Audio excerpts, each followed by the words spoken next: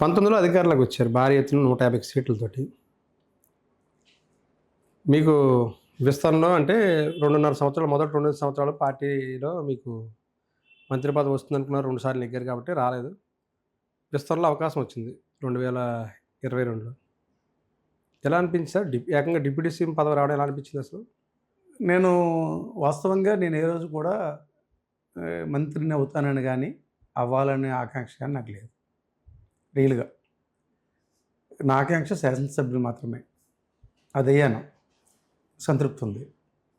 రెండోసారి కూడా గెలిచాను. మరింత సంతృప్తి చెందాను. మంత్రిగా అవకాశం కల్పించమని చెప్పి జగన్మోహన్ రెడ్డి గారిని గానీ, సుబ్బారెడ్డి గారిని గానీ, విజయసాయిరెడ్డి గారిని కానీ ఎవరి దగ్గరికి వెళ్ళి నేను అడిగింది లేదు. గెలిచిన తర్వాత నా మటుకు నేను కూర్చున్నాను అంతే. నేను అడగల. బోనస్ మీకు అది. మంత్రివర్గ విస్తరణ జరిగే ముందు ఉదయం మీటింగ్ పెట్టారు. ఎవరెవరో చెప్పేవారు, నువ్వు నిజాయితీగా ఉన్నావు, అవతల డబ్బులు ఇస్తానని నేను వెళ్ళలేదు, జగన్మోహన్ రెడ్డి గారే నా ఊపిరి అని చెప్పేసి నువ్వు ఉన్నావు, అది నిన్ను ఒక స్థాయికి తీసుకెళ్తుందని చెప్పి మాజీ ఐఏఎస్ అధికారులు అజయ్ కల్లం గారు ఆయన నోటితో ఒకరోజు కనిపించినప్పుడు నీకు భవిష్యత్తు ఉంది, అంటే నువ్వు మంత్రి అవుతావని చెప్ప, నీకు భవిష్యత్తు ఉంది, మంచి భవిష్యత్తు ఉందన్నారు. ఉంది అని అన్నారు. అప్పటికి కౌంటింగ్ అయిపోయింది. మేము శాసనసభ్యులుగా గెలిచాము. ఇంకా ప్రమాణ స్వీకారం చేయాల రెండోసారి. ఆ తక్కువ సమయంలోనే మేము గెలిచిన తర్వాత వెళ్తే తను కూడా కనిపించారు. ఓ నమస్కారం పెడితే భుజం మీద కొట్టి ఇలా అన్నారు. ఎందుకంటే ఆయన కలెక్టర్గా చేసినప్పుడు కూడా తెలుసు.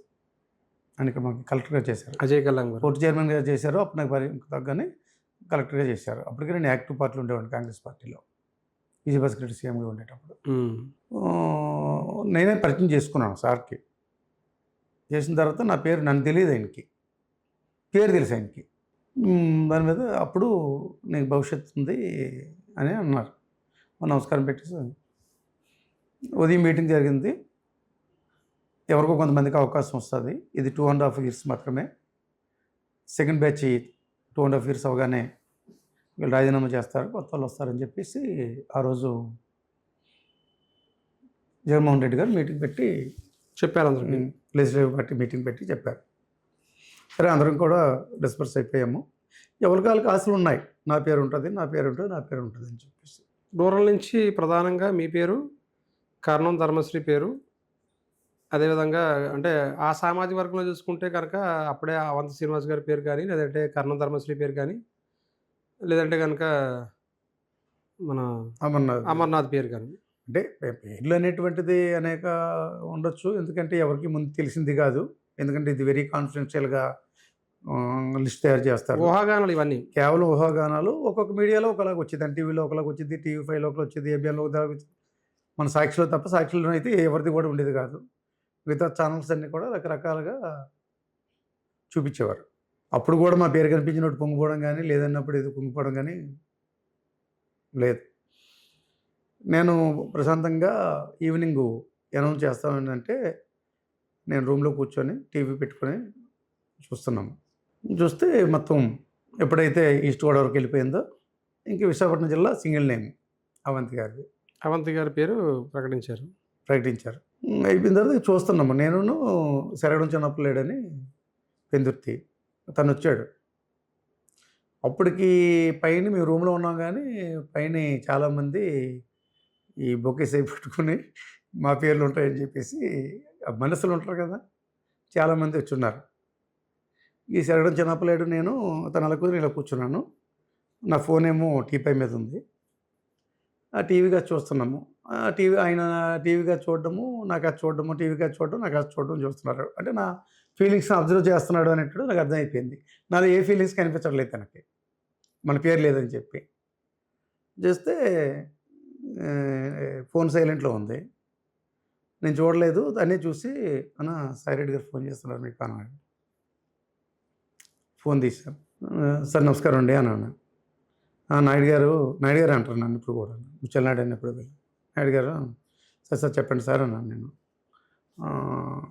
ఏమీ లేదు అని ఇలాగే మాట కొంచెం ఇచ్చేసి లాస్ట్ అవర్లో కొద్దిగా అది కాలేదు. సార్ మీతో మాట్లాడమని చెప్పారు. ప్రస్తుతానికి విప్పు పెడుతున్నారు. ప్రస్తుతానికి దీన్ని సర్దుకోమన్నారు. నాకేం అభ్యంతరం లేదు సార్. మీ మాట మాకు వేదం తప్ప సార్ ఏం చెప్తే అదేనండి. నాకు రెండో ఆలోచన లేదు. నేను ఫీల్ అయ్యేది అంతకన్నా లేదు అని చెప్పేసి నేనున్నాను. తర్వాత సరే అండి అయిపోయింది. మరుసటి రోజు ఎక్స్పెన్షన్ ప్రమాణ స్వీకారము. సార్ని కలవడానికి అని చెప్పి నేనును అమరు ఇద్దరం కలిసి ఛాంబర్ ఓపెనింగ్, సీఎం ఛాంబర్. ఆ తర్వాత మంత్రివర్గ ప్రమాణ స్వీకారం ఇంకో 1.5 గంటల్లో వెళ్ళాము. ఇద్దరు సీఎం ఛాంబర్కి వెళ్ళాము. వెళ్ళగానే లోపలికి వెళ్ళి అన్న నమస్కారం అని చెప్పేసి పెట్టుకెళ్తే అంత పెద్ద ఆయన ఎదురుగా వచ్చి ఆ 2 చేతులు నమస్కారం పెట్టినటువంటి 2 చేతులని చేతితో పట్టుకుని దించేసి రా అని చెప్పి సీఎం గారా? సీఎం గారు జగన్మోహన్ రెడ్డి గారు. జగన్మోహన్ రెడ్డి. నా జన్మకి చాలే అనుకున్నాను. అసలు గతంలో కాంగ్రెస్ పార్టీలో పనిచేసిన అన్నాళ్ళు పిసిసి అధ్యక్షుడికి ఎవరో మమ్మల్ని తెలియదు, సీఎంకి ఎవరో మమ్మల్ని తెలియదు. ఈరోజు సీఎం గారే స్వయంగా ఎదురొచ్చి నా చేయి పట్టుకొని తీసుకొని వెళ్ళారంటే నా జన్మ ధన్యమైందని చెప్పి అనుకున్నారు. ఇంకా మంత్రి అన్నీ తర్వాత నేను కోరుకున్నది అదే. ఎవరైతే పార్టీ నడిపేటువంటి పెద్ద ఆయన ఉన్నారో తనకు నా కష్టం తెలియాలి. పార్టీ గురించి, పార్టీ ఔన్నత్యాన్ని గురించి నేను పడేటువంటి కష్టం తెలియాలి. అది తెలిస్తే ఆటోమేటిక్గా మిగతా అన్నీ కూడా నడుస్తాయి. అది తెలిసేది కాదు. 2.5 దశాబ్దాలు కష్టపడ్డా ఎక్కడ తెలియనివ్వలేదు. తెలియనివల అక్కడ వాళ్ళు తీసుకెళ్ళా. ఈవెన్ రాజశేఖర రెడ్డి గారు సీఎం అయినా కూడా ఆయనకు కూడా తెలియలేదు. తెలియనివల ఒక్కసారి పరిచయం చేశారు తప్ప తర్వాత ఏ ప్రయత్నం కూడా చేయలే. ఎక్కడికి కూడా నన్ను తీసుకెళ్ళి ఈ పోస్ట్ ఇస్తాను కానీ మరొకటి కానీ ఏ ప్రయత్నం కూడా జరగల. చాలా బాధపడుతుంటారు కదా. జగన్మోహన్ రెడ్డి గారు తక్కువ టైమే ఆయనతో కలిసి పనిచేసాము. కానీ ఆయన గుండెలో పెట్టుకున్నారు. మేము పడినటువంటి కష్టాన్ని చూసి మా తాపత్రయము, పార్టీ ఔన్నత్యానికి ఎంతలా కష్టపడతామో గుర్తించి తన గుండెలో పెట్టుకున్నారు. ఈరోజు కూడా చాలు. తీసుకెళ్ళిన తర్వాత ఒకే ఒక మాట చెప్పారు, నేనున్నాను, నీకేం కావాలంటే చేస్తాను, నేను ఇంకేది మనసులో పెట్టుకోకు అన్నారు. నాకేం మనసులో లేదన్నా, మీరు హ్యాపీగా ఉంటే మేము హ్యాపీగా ఉంటాము, నాకు కావాల్సింది ఫస్ట్ అది, మీరు హ్యాపీగా ఉండాలి అని చెప్పాను నేను. విప్పు బాధ్యతలు ఇచ్చారు, ఒక గౌరవాన్ని కలిగించారు. శాసనసభ్యుడితో కలిపి ఒక గౌరవాన్ని కల్పించారు. మాకున్నటువంటి ఆర్థిక పరిస్థితులు అన్నీ కూడా తెలుసు. నెల అయ్యేటప్పటికీ చక్కగా ఆందోళన వచ్చే విధంగా, అది మాకు ఉపయోగపడే విధంగా అటువంటి అవకాశం కల్పించారు. నా కాన్స్టిట్యున్సీ ప్రజలకి మంచి చేసేదానికి సహకారం అందించారు. ఇలాగా 3 సంవత్సరాలు గడిచింది. 2.5 సంవత్సరాల పైన. 3 సంవత్సరాలు 3 ఏళ్ళు అయిపోయింది.